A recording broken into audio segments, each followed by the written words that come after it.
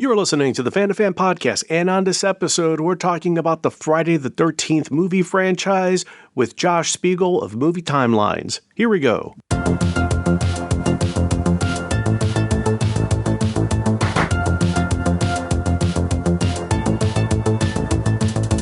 You're listening to the Fan2Fan Podcast. I'm one of your hosts, Bernie Gonzalez. With me today, fellow co-host Pete Charbonneau and returning guest, Josh Spiegel. You may know Josh from his YouTube channel, Movie Timelines, with over 50,000 subscribers. Josh does deep dives into movie franchises that have multiple movies. Nightmare on Elm Street, the Halloween movies. He even tackles Stephen King adaptations, Christmas horror movies, John Carpenter films. Josh is also the author of the book, Timelines of Terror, The Fractured Continuities of Horror Film Sequels. It's published by McFarlane. So Josh, with your series, Movie Timelines, I did note that your first version of the Friday the 13th franchise was your first timeline video. I mean, you wound up kind of redoing it, but that was your first one out of the gate. The Friday the 13th timeline was the whole reason for creating the channel in the first place. He was a quiet guy, a bit of a loner, and a really big hockey fan. Let TNT give you the creeps with 5 of the best Friday the 13th movies, all in one night. Try and survive a Friday the 13th marathon, starting 1 week from tonight at 8 on TNT. I needed a creative outlet. My wife and I were working on a web series that just was not working out because she's very difficult to get to film. And I wanted to film on a regular basis, but I would be asking her, be like, hey, do you want to shoot tonight? Can we shoot tonight? Not tonight. All right, how about tomorrow? Maybe. So I was just like, I need to do something by myself here. And I, on a whim, had just sat down and decided to watch all the Friday the 13th movies back to back. And in the second movie, this is when it first started, because the guy was just like, about 5 years ago. I was like, oh, that's weird. I didn't realize it was 5 years later. But this movie came out like less than a year after. And it stuck out as being weird. But then I noticed that the next movie took place right after that. And then the fourth movie took place right after that. And it was just a weird thought in my head of like, last 3 movies took place like back to back. And then it was a 5-year jump. So how long? And then, so I started to calculate it all out. And then as I kept watching, I kept thinking about it. It's just like, wait a minute, none of this makes any sense. Like, what year is this? There's like a 10-year time jump in this video. In this movie, what is going on here? And that became the obsession of trying to track it down and figure out how long there was in between each of those movies. And then it turned into a thing.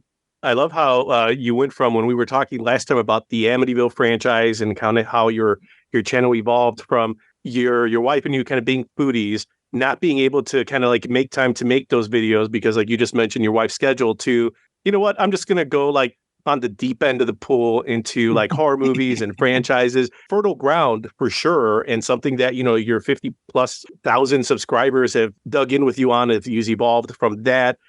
To the 80s project, like a lot of different things, but really like that was the franchise. Friday the 13th was the one that kind of went from your wife being, hey, you got to find a way to like an outlet. Well, the funny thing is I didn't even tell her that I was making that video. I just like, because I thought she'd be like, wait, we're doing something without me. Because technically she was fired from our web series and I just started one without her.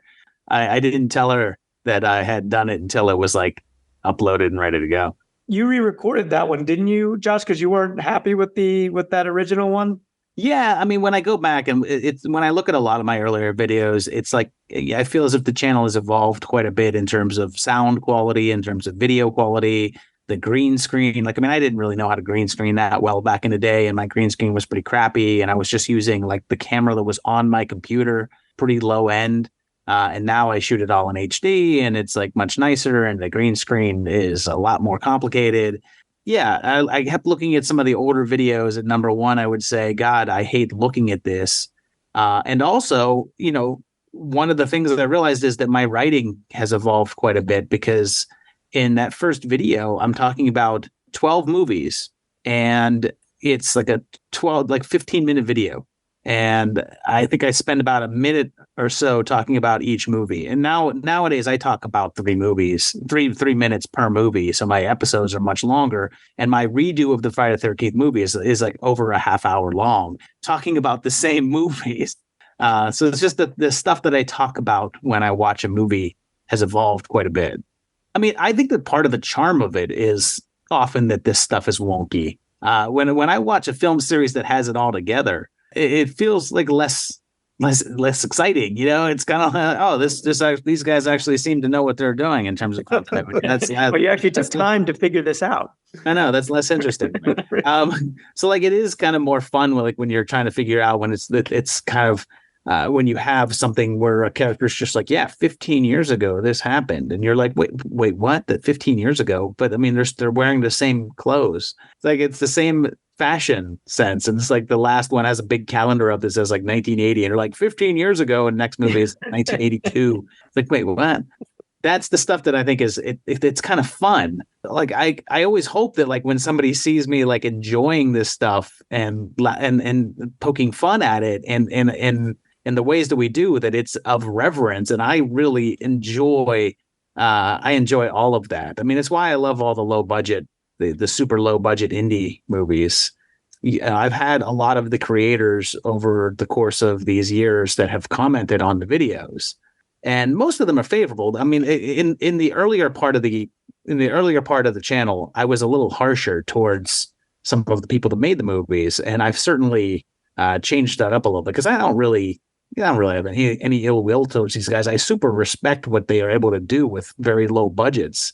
Even these guys making like movies that are less than $10,000, and they're out there making a movie in their backyard with their friends, and that takes a lot of drive. So I reserve most of my scorn now for the big budget ones. Like it's like you see that, hey, this was made for $20 million, and it still is crap. Well, I think your reverence for these movies definitely comes through on the video, and I certainly appreciate the forensic work that goes into something like tackling the Friday the 13th series. Like I specifically, the screen freeze on Tommy Jarvis's medical records history in part 5 when he's at Trembling Hills, wherever there's little halfway houses, and pointing out like doctor is misspelled twice in 2 different places, and and theorizing as to what medications Tommy might have been on as a young child was that's the good stuff, because it's just fun. Like you said, like this should be all taken with like a grain of salt and just enjoyed for what it is. Well, I mean, and that's the amazing thing, too, is because no one ever is predicting where technology is going to go. And most of the Friday the 13th movies were from the early to mid 80s. Almost none of these movies were made with the notion that people would be able to freeze frame them at home in high definition. And that was never even a thought process. So that's why I love to see all those like weird little errors that are on those like just random screens that pop up. Nowadays in the modern movies, I feel like they pay a little bit closer attention to that kind of stuff. And I kind of enjoy when people, like, there's been a couple of times where if you pause, there's like a newspaper article and you're supposed to look at the big headline in the picture. But if you pause it and you read the article down below, it's very clear that the director like put in a little message for people that would pause it on there. Well, it's also fun too, because like you have to remember and think back, like when these were being made, there was no like Kevin Feige from Marvel that was like, let's map out 6, 7, 8, 9, 10 sequels to this. It was like, they churned out the one, it was a hit, and they're like, oh shit, we got to make another one, and let's get this out within the next year. So you can have that throwaway line of like, oh yeah, she was attacked 5 years ago, because I'm sure they're not thinking like, yeah, we're not going to be at Jason goes into space at some point. We're going to have to like back any of this stuff up. So this is a good throwaway line. And then as each progressive film comes along, it's like, do we try to square this circle, or let's just keep going with it?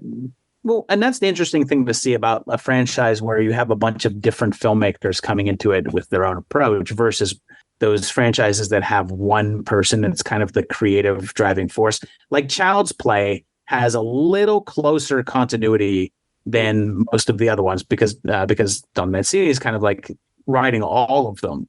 So it has a little bit closer. But then you've got the Friday the 13th movies, which, I don't think there's a single returning writer or director in the entire thing. I mean, there's some that like came back, like Sean Cunningham came back, and did Part 9 or whatever.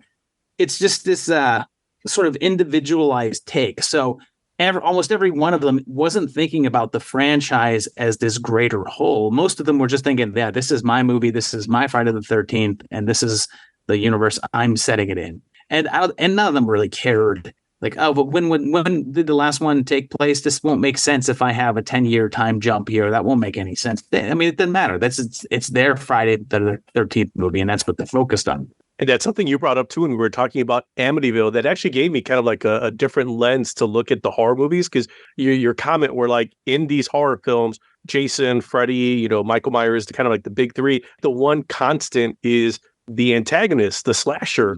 That's the person that people are going to the theaters to see, not the teenagers. Like, they're just meant to be victims. They're stereotypes. They kind of lean into that. But like you had brought up, yeah, like it's kind of a reversal where you're not following the hero, because in this case, Jason is the hero. He's the one that you want to come back for, whether he's in Camp Crystal Lake or in space. It's a weird conundrum for a writer to be handed that, and especially because, again, I might have said this before, but like the challenge was, how big and more grandiose of a death can we give this killer?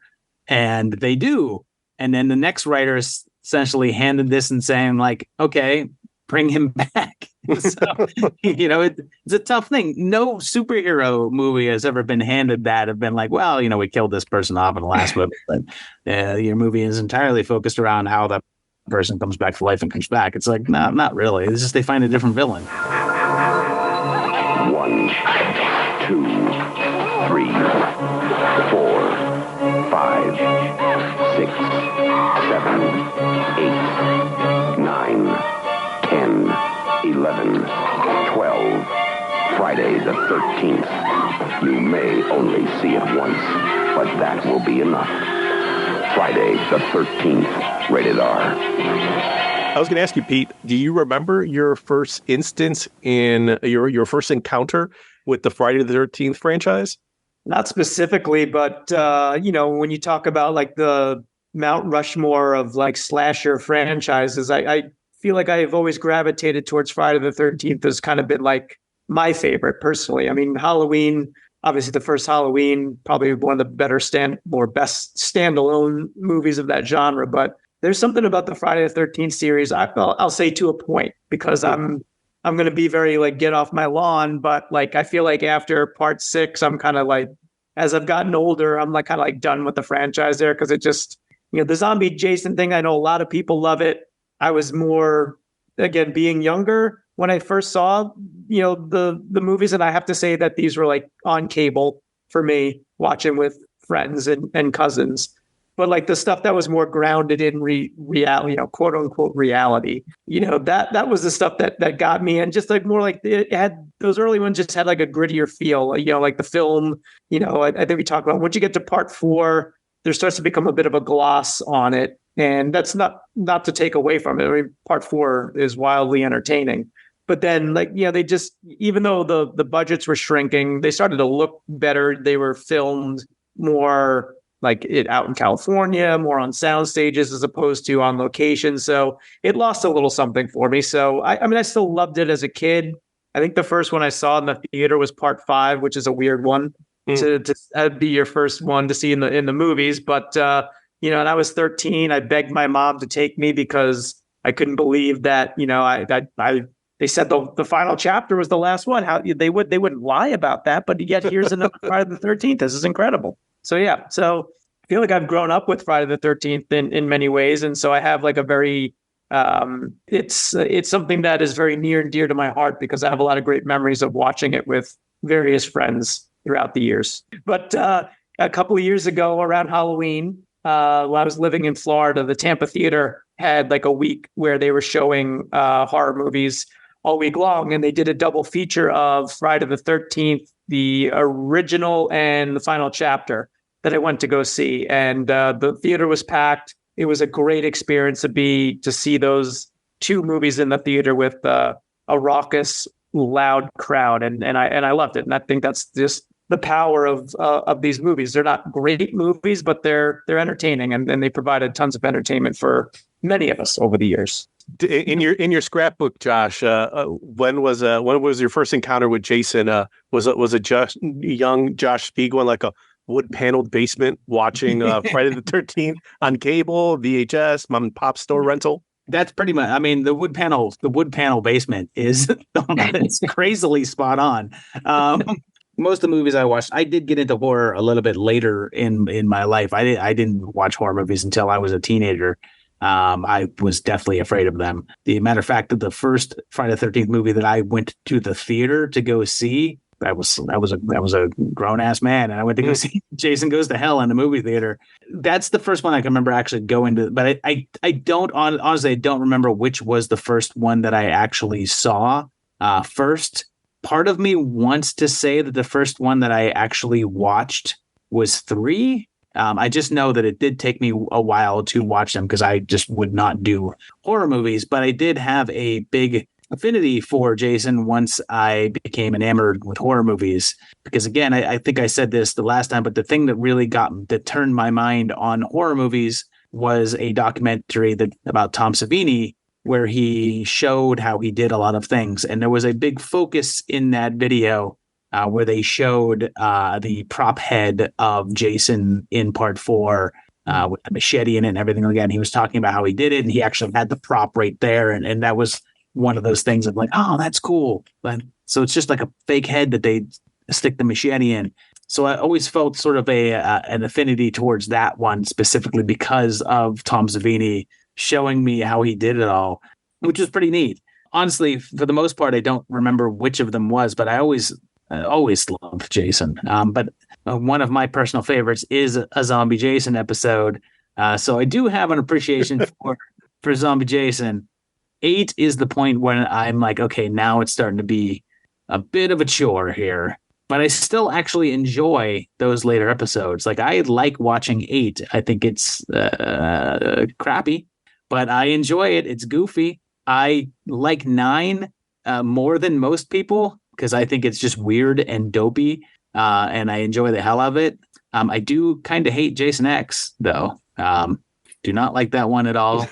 And I really hate the remake. Bernie, what about you? What was your entry point?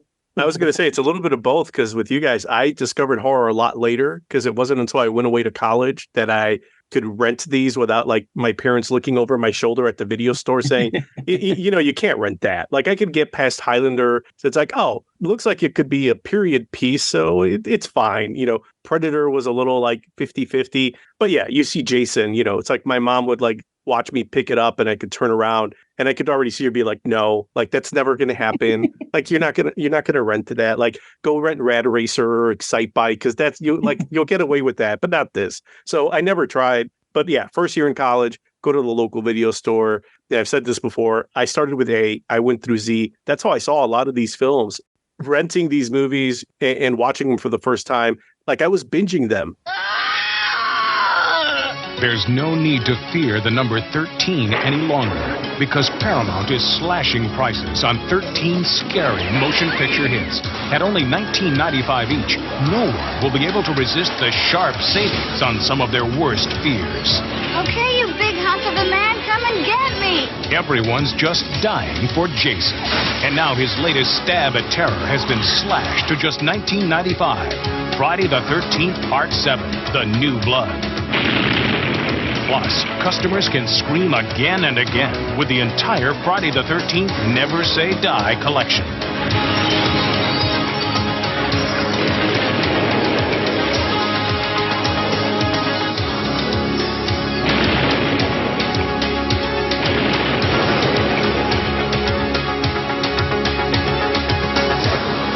And the terror continues with 6 more shock-filled hits. The house is burning. Christopher Walken can see the future and must stop it dead in Stephen King's The Dead Zone. And Pet Sematari's master of horror strikes again with The Cry of a Werewolf, Stephen King's Silver Bullet. There's life out there, and they are conducting some wild experiments. Watch out for Dr. Alien. It attacks without mercy and preys on the mind. There's no escape from brain damage. The Ripper's still out there. The world's most notorious killer is on the loose again. Jack's back. Serial killer David Keith is on a rampage, but don't shoot until you see the white of the eye. 13 will be every video store's luckiest number, with these 13 Halloween horror hits, specially reduced to just $19.95 each. In some ways, it wasn't until later that I started to really appreciate them, because I was like, oh yeah, this is getting a little ridiculous, but I felt a little bit of that. I got to check these off of the box. Like, I'm kind of making up for lost time. But then when I was, like you said, Josh, a grown-ass man, I was like, okay, now let's kind of slow this down again. I'm liking 1 through 6. All right. The Manhattan thing. I like the gimmick. And I think this is for all of the Friday movies. They're all very much a product of their time, for better or for worse. What is it? Part 1, total, knocking off the success of Halloween in 78. So it makes sense. But then, like, as the series progresses, you see, what was it, a Platinum Dunes, talking about, like, the reboot that you weren't too much of a fan of, Josh. It's like, yeah, that was a product of its time, too. So after a while, the mileage varies. And I think not just for us, for a lot of people that watch this and say, you know what, if you get to 1, 2, and 3, I'm good. If you give me a little bit of final chapter, all right, that's cool. Jason Lives, that's great. But after a while, like, you're like, yeah, it's okay. I'm sure those come in like the Scream Factory collection. So I guess I got to own those too. Like, that's fine. I will say that out of the major franchises that there are, the big 3 being Friday the 13th, Nightmare on Elm Street, and Halloween would be the big 3. And if you extend the family out a little bit, you got Texas Chainsaw Massacre, and you got Hellraiser. Chucky, you mentioned before, even Leprechaun. I got a few of those in there. Yeah, but out of those core 3, it's the most consistently entertaining.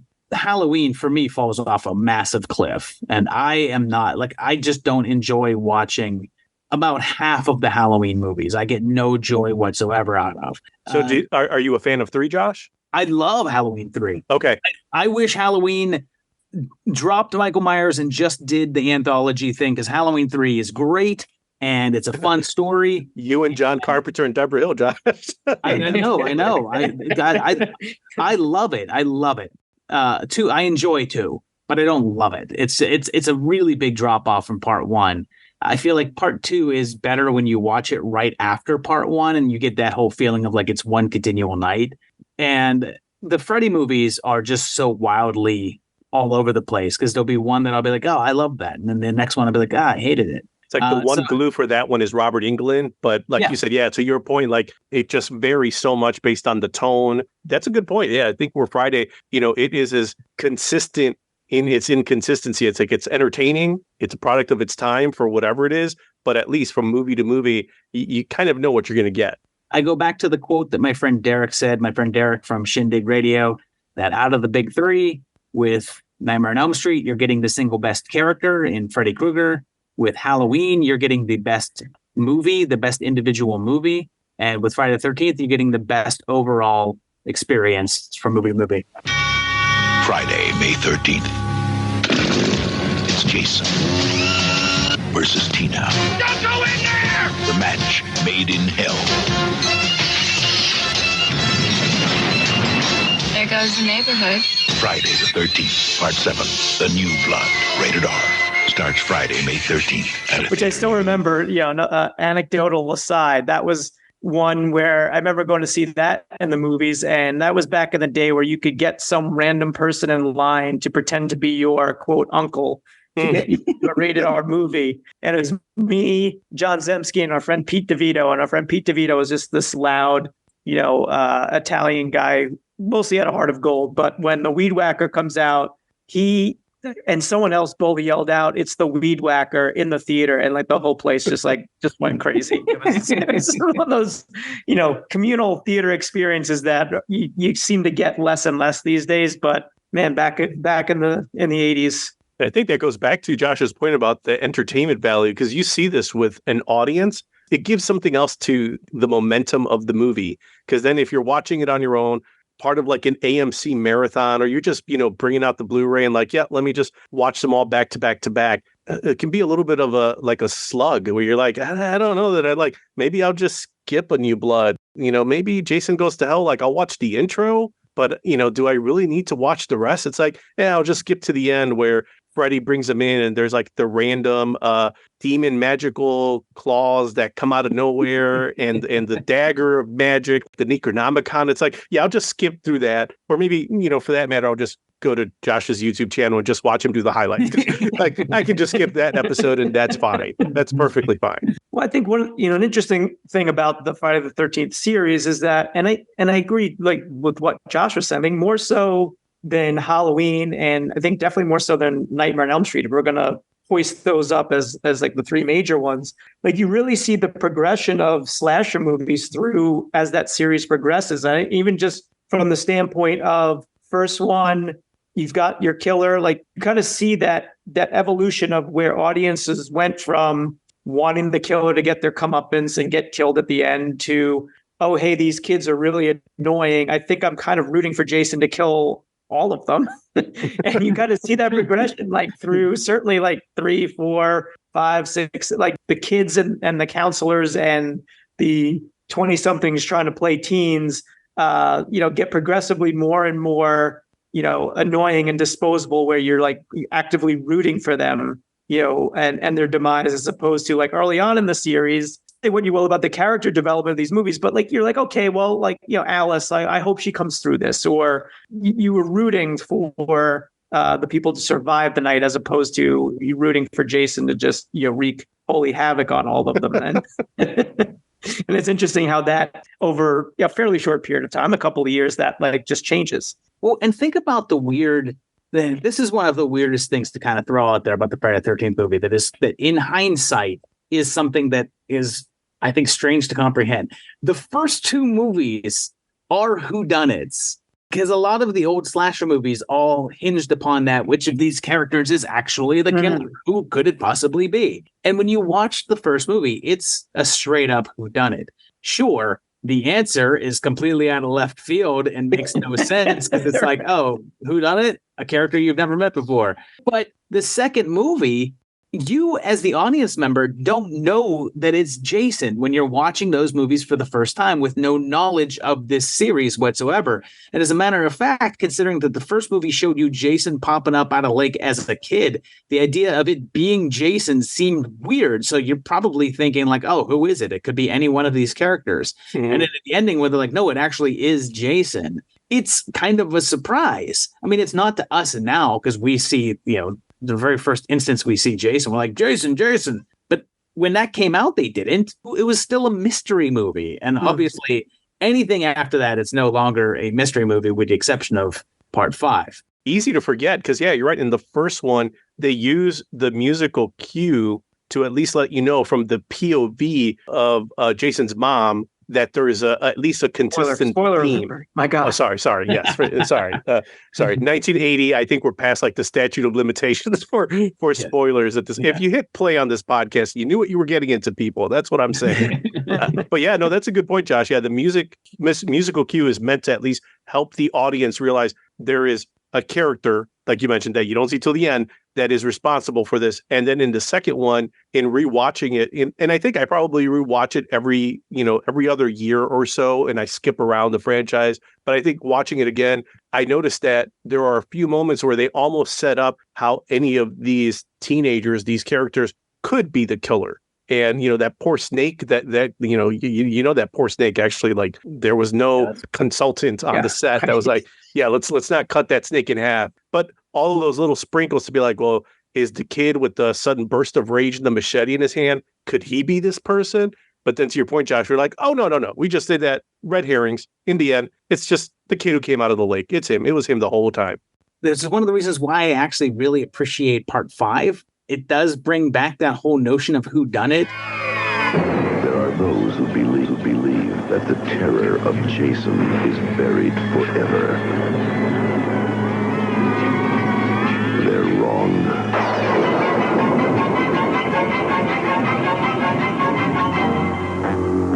Friday the 13th, Part 5, A New Beginning. Rated R. And to me, the idea that, like, the audience was mad that it wasn't Jason, but like Jason was dead, so making it a whodunit and you actually being surprised about who the killer was felt like a throwback to what the first and second movie were. And the second movie, it was just like, is this Jason? Jason is supposed to be dead. Oh, but it actually is him. It's that same thing, but just subverting it. Like, you think Jason's dead. No, but he is dead. This is somebody else. Yes. And I love that. I was saying, like, an interesting thing about that one, and, you know, you were talking earlier, Josh, about, like, you know, some of the continuity issues that this series has, but what I give them credit for, and did not, this was like well over my head until only a couple of years ago, you know, they made that point to have the mask with the blue stripe marks instead of the red ones, but at the beginning of it, when Corey Feldman is having his little flashback, it's the actual mask. And then when he's seeing Jason in his visions, it's the mask with the red. But like when when the spoiler alert, Roy is killing people, it's got like the blue. So like, I'm like, that was like a little attention to detail that maybe doesn't seem like that big a deal. But when you're talking about like a series like this, I actually give them credit for like introducing that little subtle change. Because again, like, yeah, like you're talking, when you go to see this without having all of the history from that point to draw from, and you're like, what's going on here? Like, there's this whodunit. Those are like some little things that I think were way more subtle and way more subversive than, I think you pointed this out in the movie timeline, Josh, when like you get the musical and you get that lingering shot of Roy when he sees like the body and he's like doing like the slight shake. And like, you know, when you look back on it, like, wow, of course it was him. But there was no subtlety in that shot. Yeah. Well, and the whole aspect with the mask is great. And it's also one of the things that always confuses me about the series, because Jason himself only wears like a couple of masks in the whole series. Like he wears the mask that he gets from Shelley in part 3 is the mask that he wears all the way up until it's destroyed in part 7. Tommy brings him the original mask back when he's dead. So that mask is consistent. But then in part 8, they had the perfect opportunity to be like, all right, we're going to go with this, you know, a brand new mask. It's clean mask. But then some random dude just happens to have a hockey mask that is exactly the same with the little notch in it and everything. It's like, wait, what?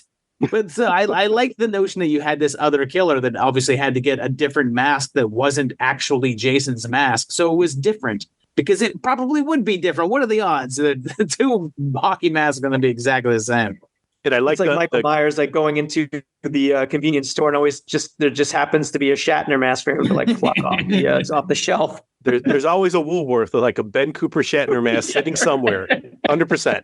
Your Halloween headquarters for Ben Cooper Costumes. A fun selection for children from Sesame Street to Superman. Your choice $3.97 or adult styles at $14.97. For Topstone Mask, highly detailed full-face styles for teens and adults with plush hair and only $5.97. Do it yourself with this Pause Makeup Kit for $3.97. For candy, treats you can trust for tricksters of all sizes, including this fine assortment from Hershey. Happy Halloween from Woolworths. There was that comment that you brought up in your video too, Josh, talking about Jason Takes Manhattan, where I liked your theory. Like, well, he goes to Manhattan, and you know, as New York does on a regular basis, you know, the evening toxic disposal in the sewers. Yeah, but then, you know, the mask kind of tightens around his face, and you know, when he maybe Ubers his way back to Crystal Lake or canoes or whatever, kayaks on his way back in that little inlet between Manhattan and Crystal Lake, the mask gets a little tighter. And I appreciate it, Josh, that you were trying to be like,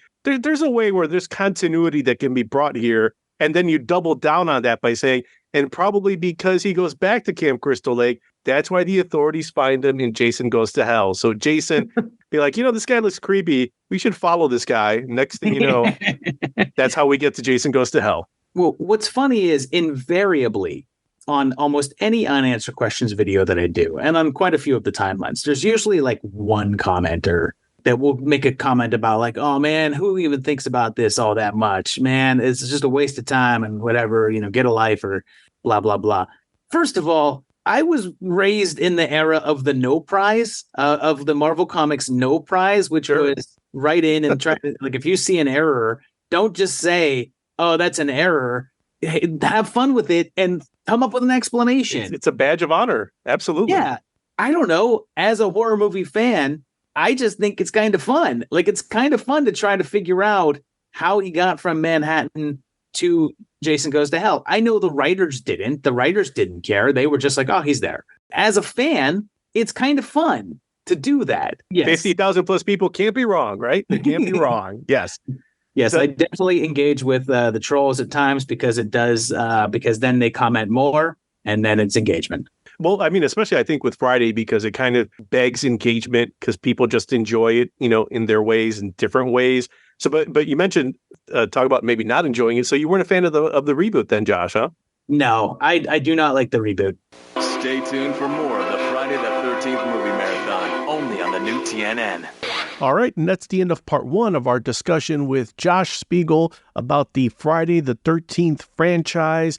In part 2, we'll get into why Josh does not like the 2009 reboot remake. We also discuss some of the Friday the 13th video games from the NES version to the more recent multiplayer online game. We go over a few of the Friday the 13th fan films that are out there, including Never Hike Alone. We pick our favorite installments in the Friday the 13th franchise and our favorite versions of Jason. So make sure to tune into part 2 of our discussion about the Friday the 13th franchise. Make sure to check out Josh Spiegel's YouTube channel, Movie Timelines. And thanks for listening to the Fan2Fan Podcast.